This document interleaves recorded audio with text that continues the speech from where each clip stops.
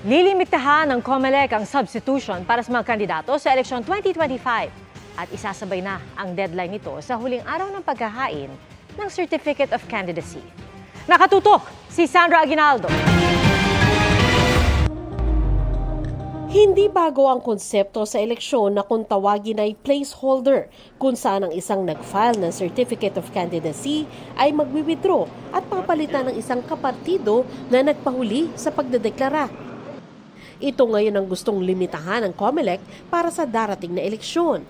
Ayon kay COMELEC Chairman George Erwin Garcia, inaprobahan ng COMELEC and Bank ang panukala niyang isabay ang deadline para sa withdrawal at substitution sa huling araw ng filing ng candidacy. Sa mga nagdaang eleksyon kasi, binibigyan ng mas mahabang panahon ang pagpapalit ng mga kandidato. Para hindi nalilinlang ang sambayanan, kung talagang nagnanais ka na magbigay ng iyong serbisyo sa publiko, hindi po ba mas maganda kung talagang desidido ka, ilatag mo na kaagad, mag-file ka na kaagad ng kandidatura. Matatandang isa sa mga nag-withdraw ng kandidatura noong 2016 elections, si Martin Dino. Makalipas ang mahigit isang buwan, naghain ng kandidatura si dating Pangulong Rodrigo Duterte bilang substitute ni Dino. Pumalit naman sa kanya bilang kandidato sa pagka-mayor ng Davao City ang kanyang anak na si Sara Duterte.